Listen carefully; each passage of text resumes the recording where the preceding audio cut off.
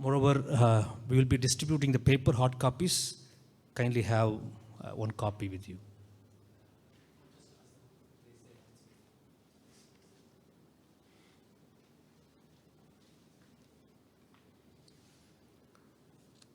So good afternoon once again. It is my pleasure to introduce Dr. Solomon Victus. He has an MA and PhD in religion and philosophy, and he is an MTH in social analysis. He has held several positions in his career. He is currently an emeritus professor and research guide in the Tamil Nadu Theological Society, where he has previously been the head and faculty secretary and also the vice principal, dean, and head. He was also the director of the Rural Theological Institute, the dean of postgraduate students also. He has held several international positions in Germany and in the UK. He has authored and presented numerous papers in several countries and in India. He will be talking to us on sociological perspective of pain, an area where it is mostly neglected and unaddressed. I'm sure we will be enriched by his experience and his expertise in this area. So we welcome you, sir. Over to you.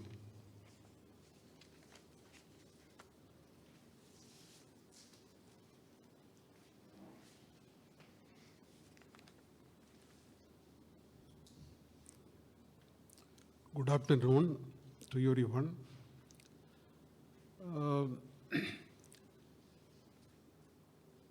First of all, I like to thank the Chaplaincy department for taking this topic and trying to find out the different dimensions and to understand this issue.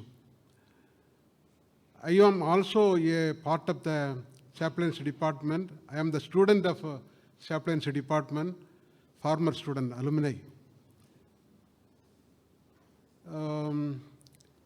The morning we were discussing about most of the topics and deliberations were based on physical pain. And there were discussions about spiritual pain. Spiritually, how do we understand? Then psychologically, how do you understand? So today, I am going to deal something quite different. Not different, but the same, very complementary. And this dimension is not generally touched by many of the people who are concerned about pain. So therefore, this probably may be something very different. It's very political, it's economic and ideological also. So therefore, please go through the paper very patiently and try to understand the issues behind those things. So now I just start. I think you must have got copies with you. I start reading, and sometimes I like to elaborate also. Pain speaks for our total personalities, our cultural experience, and our relationship with each other. Pain is as personal as politics are said to be local. The signature of the pain is written large on suffering faces, the shrunken native children whose crusted lids cannot hide their 1,000-year-old eyes. Tragic surprise on the faces of the concentration camp victims in the final experience of deception in the gas chambers. Pain is never the sole creation of anatomy or physiology. Rather, it emerges only at the intersection of bodies, minds, and cultures. the notion of pain measurement became increasingly problematic and unpredictable, as there may be variation in types, amount, consistency, intensity, and responsibility. Nevertheless, pain is unlimited and inevitable in our daily life. The modern medical field has been taking care of physical pain in serious ways and find solutions for that by relieving people as well as animals with pain relievers, painkillers, or anesthesia. Many are momentarily avoiding pain with the help of sleeping doses and painkillers.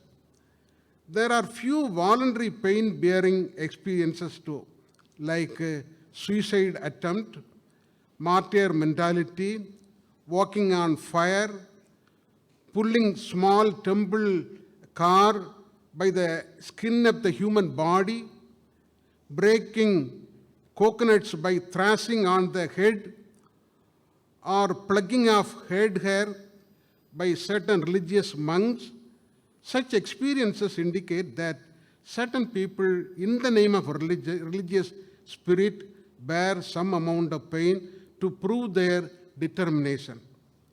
Social pain is rather very different and is felt by individuals or communities who are considered powerless victims while confronting cruel and merciless reactions either on their physical bodies or in their minds by fellow human beings. Situations such as sheer discrimination, ridicule, humiliation, insult, derogatory remark, presumptuous cheating may be born out of a dominant mentality. If someone shouts, "You fool," at a neighbor or a friend in front of a group, it is very painful. Such social pain could be felt deeply only by those who are plunged into such situations. Perhaps these mental agonies are more dangerous than physical ones, even leading them to sudden physical distress or lifelong mental scar. If mental pain is massive, it can surpass even physical pains. Painful events in our individual and social lives are caused by external, perhaps unbearable, factors of society which ultimately make the veins contract and eventually lead to heart failure too. Many of us may not use the terminology of pain for such social context.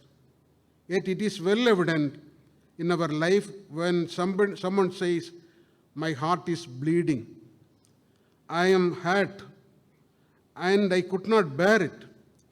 I am broken-hearted, I am totally shattered." What does this mean? If we come across some of the cruelties caused by the fellow humans on the vulnerable ones, no doubt we all undergo pain. Any minority member in a society is not exceptional with these kind of social pain unless they are superhumans.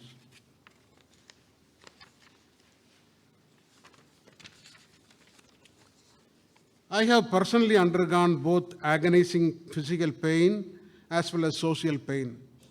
Of these pain types, one cannot always consider that pain is our friend, because it is perpetuated wantonly by individuals or collective structures for their own development, business, or profit. Many expert physicians like Dr. Paul Brand consider that certain bodily pain as gift that nobody wants. But the pain that is born from oppression, inhuman treatment, cruel discrimination, and torturing system cannot be taken as gift, for it is imposed by systemic structures of society on co-humans wantonly in order to maintain undesirable social hierarchy, domination, superiority, and penalty. Although there are enormous social issues around us, creating pain and tears for people, for wider readership and discussion and research, I would like to highlight few limited issues below from the social analysis perspective.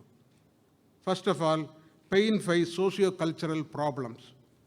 Although cultural issues are considered superstructures by many theoreticians, we cannot ignore culture easily in the overall analysis.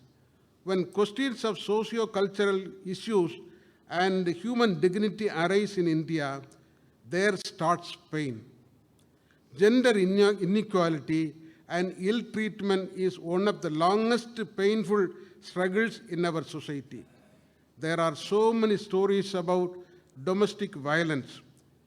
Kirba, one of the latest research, her data reveals that the attitude of city employers, especially in the middle and high class category, towards their female domestic workers is one of the cities in Tamil Nadu is dreadful, appalling, and abhorrent.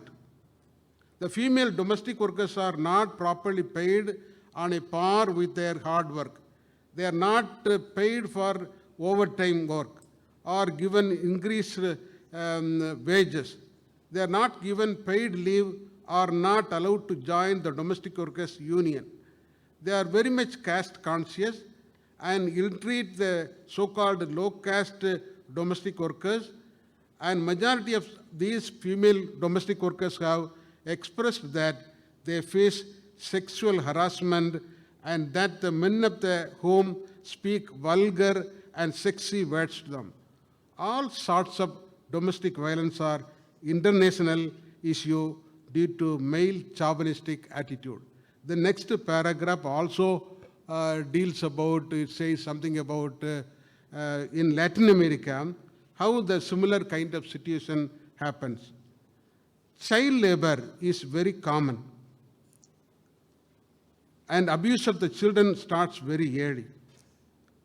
Be it by the bosses or family members, many of the children are sexually abused in Latin America too. So therefore, in the third paragraph and last part, many cases, the pregnant adolescent girls whose fathers and other relatives force them to have sex with them and say that they feel okay with whatever money they can bring from the abuses, are thankful for the food that they and their mothers and their siblings eat that is provided by the abuses.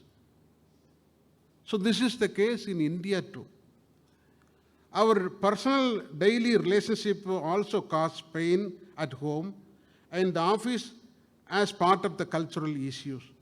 Occasions such as pain of parents who are deserted by the children at crucial periods of their lives, when scolding the parents as if they are the burden, when the well-to-do children lament over their food and medical expenses of their parents, when the children take them to the old age homes even though they are placed in a financially better position, etc., all are very painful experiences in our society. The pain of powerlessness, being ridiculed continuously, destructive criticism, exclusive outlook, frustration, no due recognition in a context of power struggle are very painful experiences. We cannot simply reject all those pain as an elite issue. It could be also a problem of the simple, vulnerable people too. The reality of social hierarchy established by the caste system poses crucial questions for anybody trying to understand Indian society. The caste system implies discrimination on a larger scale, which often takes very cruel and murderous forms, particularly in the treatment of Dalits. The most rigid division in the social structure that is marked by cruel, dehumanizing practice of untouchability. In the course of time, this practice of segregation, denigration has become more and more aggravated as it has proved to be very effective means to prevent the integration of the broken people and to perpetuate their subordination as the basis for assigning to them the task of scavenging and other low-grade menial jobs while denying them access to resources, especially land and water.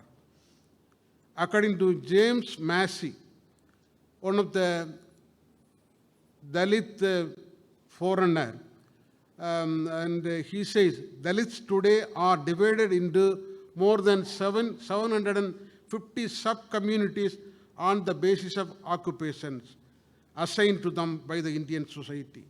The society is not satisfied with these simple divisions and has also established occupations based on the degree of cleanliness and uncleanliness.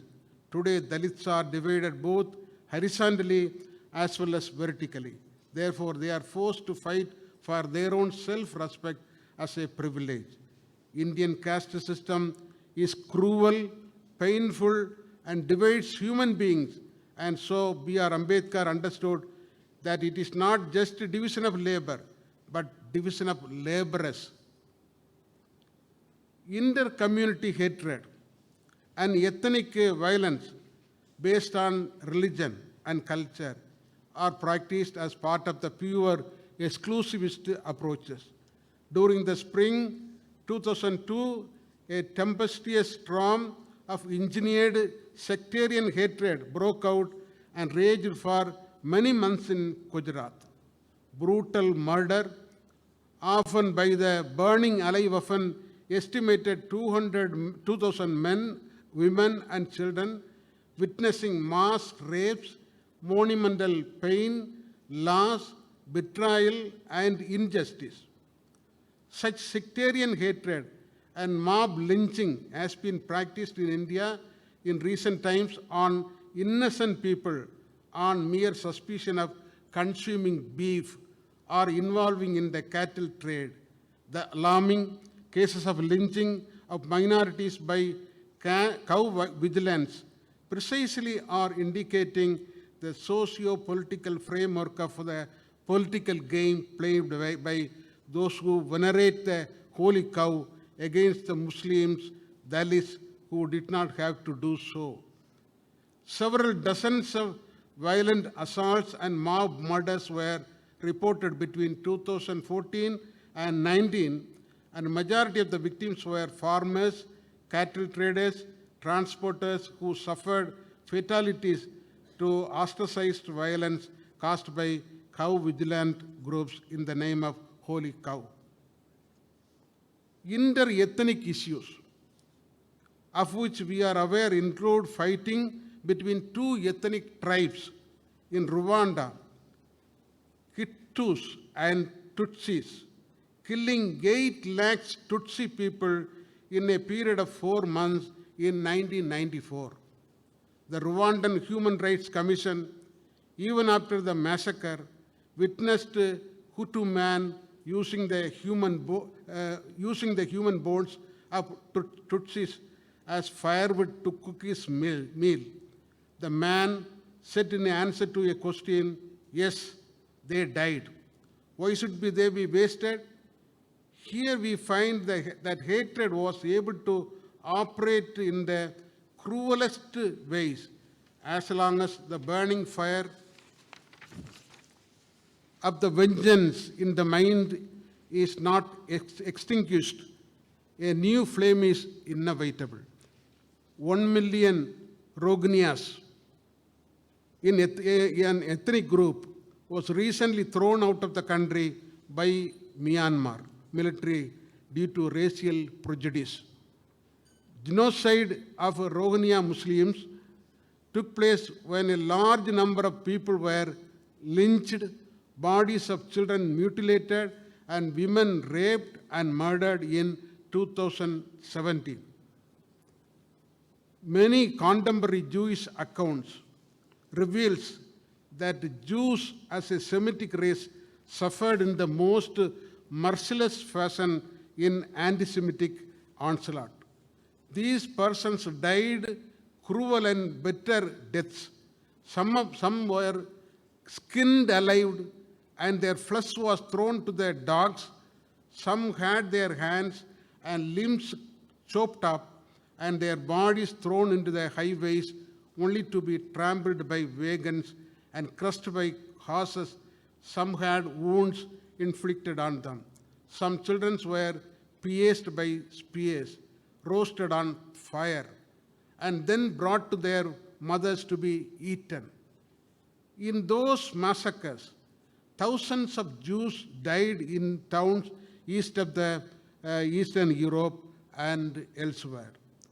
The voice of the victims expressed in terms of humiliation refers directly to anything which offends the dignity of the human person and cultural, moral, and spiritual values of a community or people. There is humiliation with the derogatory words.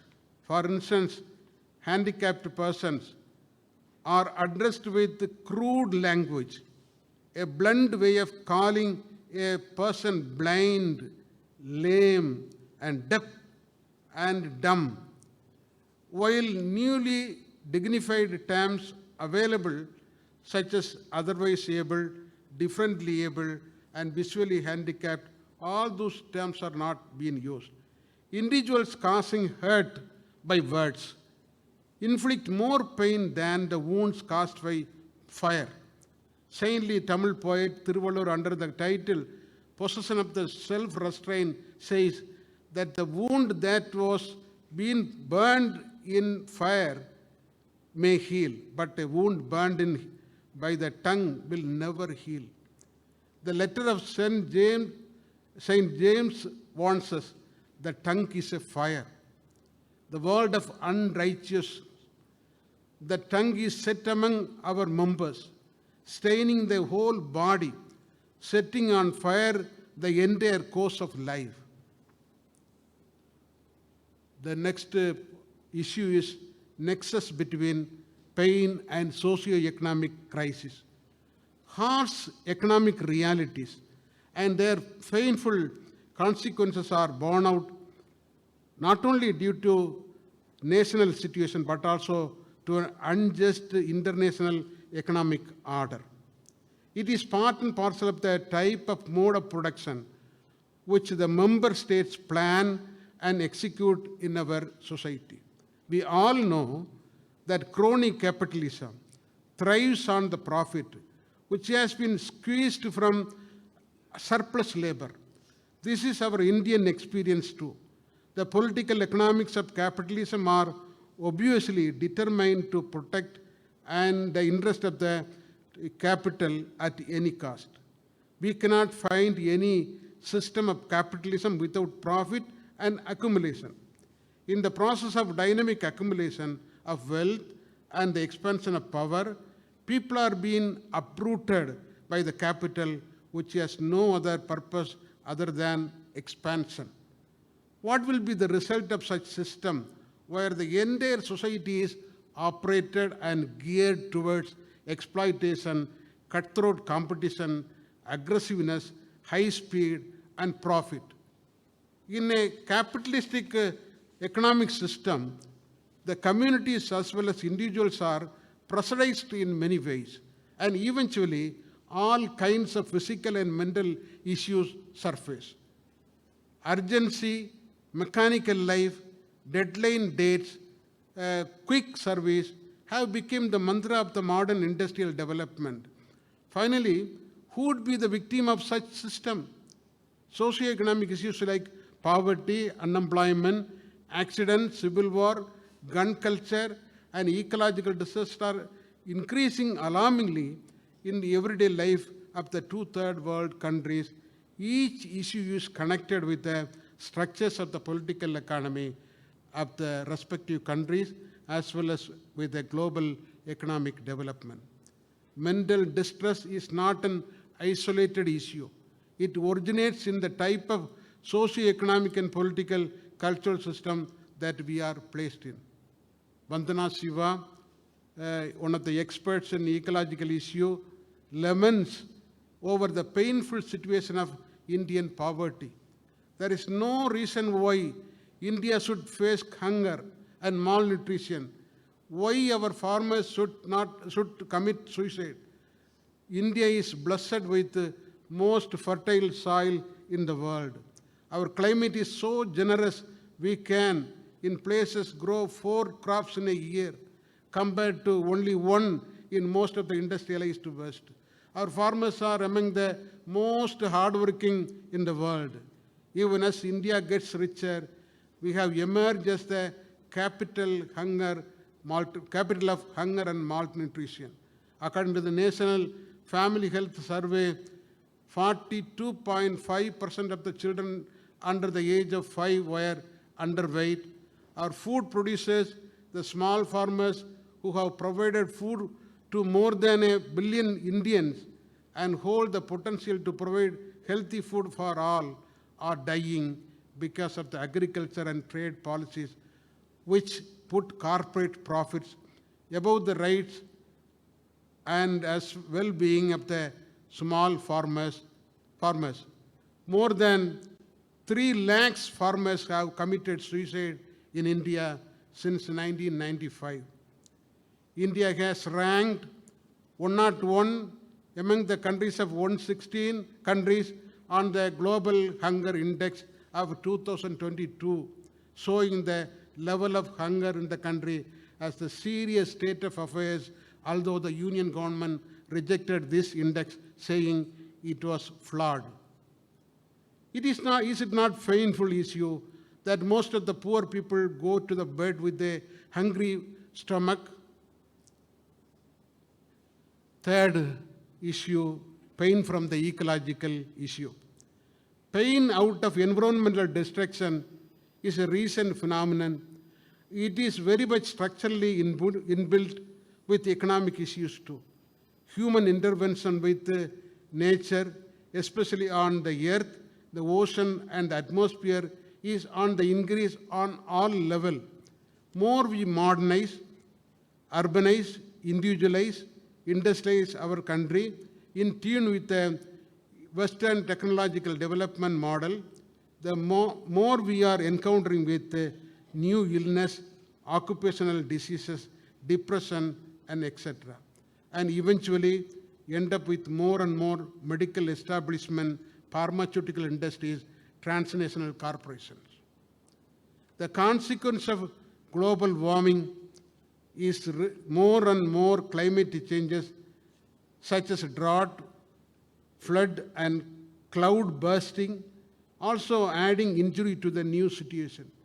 Environmental refuges are created in their own land and local native people are rooted out for the sake of the so-called development projects of the states.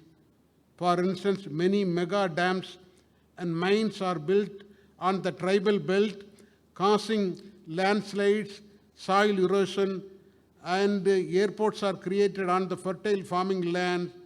The local indigenous people like tribals, Adivasis, Dalits and farmers are evacuated with the help of bulldozers, police and military forces. Local people literally cry aloud against such projects, since their own lands and households are taken away and their livelihoods are in danger. It is really irreparable loss to them, and such painful cry rarely heard by most of us. There is a cry behind every unit of electricity we use and every comfort we enjoy in the name of modern progress and development. If you deeply consider the other side of the story, we realize that a huge number of people are sacrificing their lives at the altar of development.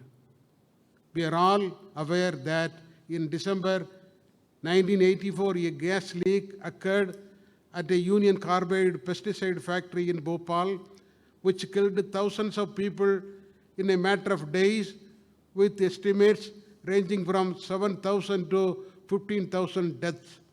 What remains less known about Bhopal, what runs deep below its surface, is the groundwater contamination resulting from Union Carbide's improper disposal of industrial waste. Now, generation later, Bhopal death toll is still rising. Over 25,000 people have succumbed to illness related to gas exposure and contaminated water. The International Agency for Research on Cancer, the specialized agency of the WHO, announced that it has classified outdoor air pollution as carcinogenic to humans. This is the first time that experts have done so and claimed that there is sufficient evidence to prove it. The predominant sources of such pollution are transportation, sanitary power generation, industrial and agricultural emission, and residential heating and cooking. A comprehensive study conducted by the Indian Institute of Technology, Mumbai, reported on the adverse effects of rays emanating from mobile towers, including irreversible infertility, blood-brain barrier, damage to DNA, ear damage, skin problems, increase in risk of cancer, and risk of children and pregnant women. Most urban centers, particularly in India, have never witnessed any reductions either in the conflict rate or crime rate or the divorce rate, the disease rate, pollution level, but increasing pain in every aspect. Pain perpetuated by the rigid, invisible structures. This is very important. Common people may not be aware that the most social pain are created by invisible structures of the global system. Each and every activity of our life is indirectly dictated by the policies of the so-called superpowers and empire ambitious countries. War economy, new refuges, and oil prices are among the perennial problems we face. Most of the international pacts against intensive militarization moves became in vain in the face of mighty arms race. Helen Caldicott, a medical doctor and anti-nuclear fighter, writes, to understand what drives America's frighteningly militaristic stance and warmongering, follow the money. After the Cold War ended, US negotiations promised Mikhail Gorbachev, then Soviet president, that America would not enlarge in NATO, and the world enjoyed a period of relative peace. But the United States reneged on its promise a few short years later.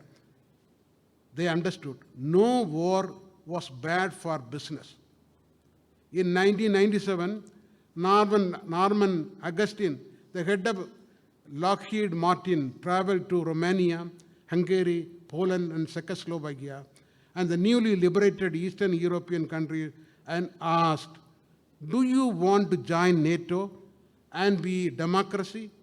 In order to join NATO, these small countries had to spend billions of dollars to buy weapons. This approach eventually paved the way for the latest ongoing destructive Ukraine-Russia war, killing thousands of innocent humans and violently damaging nature.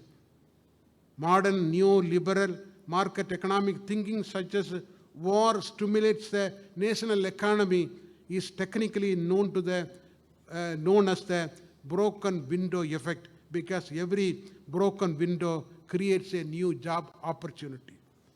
Although science and technology have done wonders and became so inseparable in our life, for a researcher like Claude Alvarez, writes, the domineering images of the world are science and the violence. The former is accepted as intrinsically good, and the latter is universally evil. Yet, paradoxically, the more science, the more violence. The world of our times also offers another image to the modern man, one not of creation, of production or achievement, but of tragedy of destruction. World was Hiroshima, Nagasaki. Two different types of atomic bombs were dropped on Japan. One was plutonium, the other uranium. The uranium bomb was first of its kind in history. It was tested out on the people of Hiroshima as such a scientific experiment as a weapon. Structures and sources of pain need to be carefully identified within the scientific world and be rooted out. Every war we encounter issues of prisoners of war, persecution and torture, varieties of torture, and scientifically invented to impose pain. It is said that handbooks on torture are written in the US not for victims, physicians, or human rights activists, but for tortures.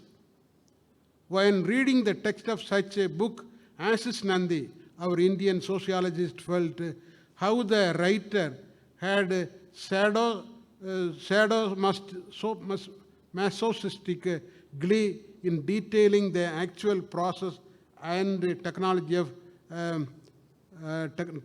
nature. This book also made it obvious that torture was a form of human relationship. It was dark, pathological, extreme form of relationship, and it was relationship nonetheless. But it was a relationship nonetheless. The unintended message of this book was that no torture was possible outside human relationship. Ashish Nandi feels that once torture is normalized and torture is made to look like an unavoidable part of the statecraft, governance, and day-to-day policing, a necessary adjunct of a national security apparatus, the culture of torture survives the goal or the task for which it might have been used in the first place, to inculcate fear or an extreme sense of humiliation, or to extract information to ensure security, or to intimidate dissenters or prospective rebels. Once torture is introduced into a polity, the culture of torture does not die even when the original reasons for torture and for the victim dies and the torturer disappears from the scene. In fighting the secessionists to throw extrajudicial killings and use torture, and Punjab police acquired many of the features of the enemy they are fighting.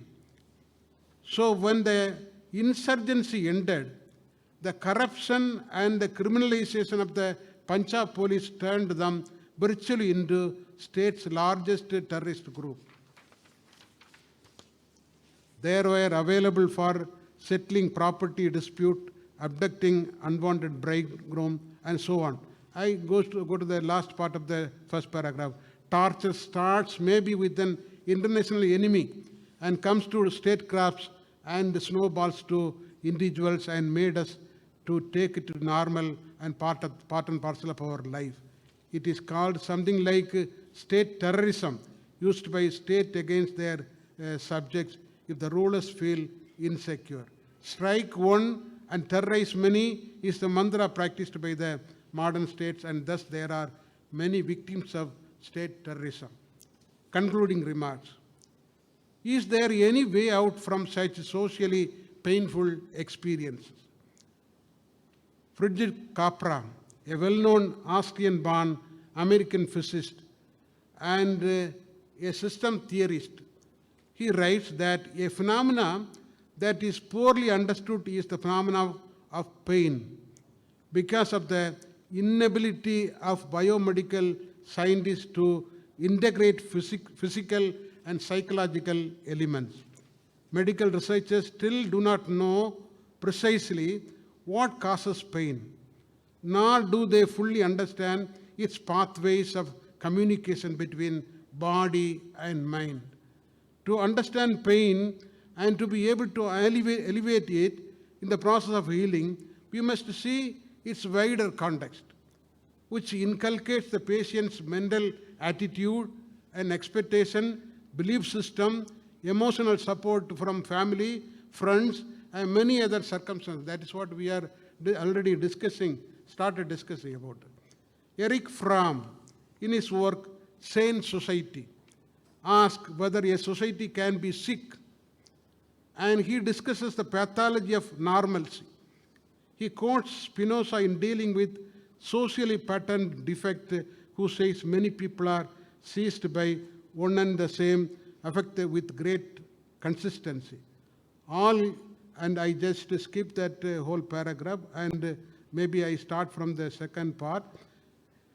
If the greedy person thinks only in terms of money and possession, the ambitious one only in the name of fame, one does not think of them as being insane, but only as annoying. Generally, one has contempt for them. The factually greediness, ambition, and so forth are forms of insanity, although usually one does not think of them as illness. If this is true, then how do we understand pain and suffering caused by the fellow human beings? On the whole, many of us might come to the understanding that well-being and healing are not possible without taking care of just structures. In a way, we are all part of the murderous structures. We may not have murdered anybody directly, but we may be part of murderous structures, profiting from them.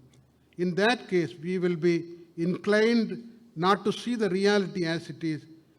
Only genuine corrections in the murderous structures can reduce the intensity of the social pain.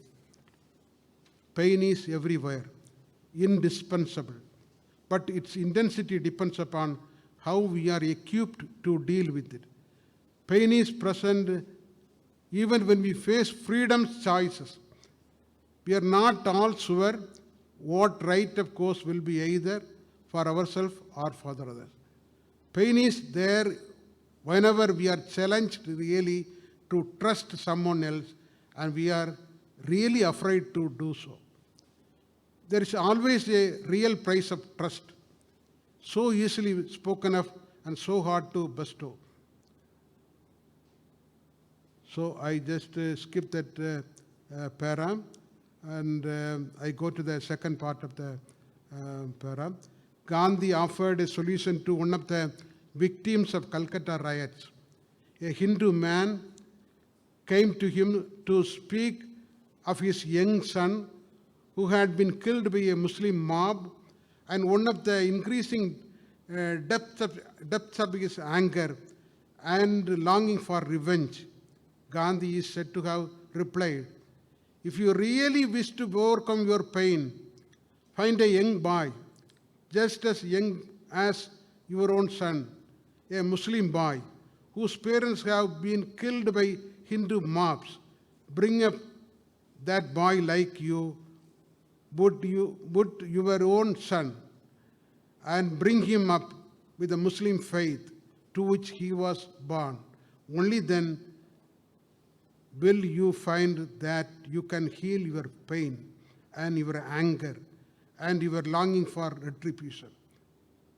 So, wherever corporate and collective responsibility is slowly vanishing in a society, incidents of pain may increase. One of the strong points Jesus was making, and releasing from pain, burdens, and tears. Therefore, the expression of wounded healer comes from the theologian Nuan, who speaks about the body of Christ terribly wounded and thereby sharing in the pain of God. The vision of new heaven and new earth in the book of Revelation reads, "And heard a loud voice from the throne saying, Behold, the dwelling place of God is with man. He will dwell with him, and they will be there his people, and God himself will be with them as their God. He will wipe away every tear from their eyes. Death shall be no more, neither shall there be mourning, nor crying, nor pain anymore. The former things have passed away." According to the Jewish Christian traditions, it is understood in general that Messianic era begins with the death pains of the old world and the birth pains of the new. I stop it here for welcoming more questions and clarifications. Thank you.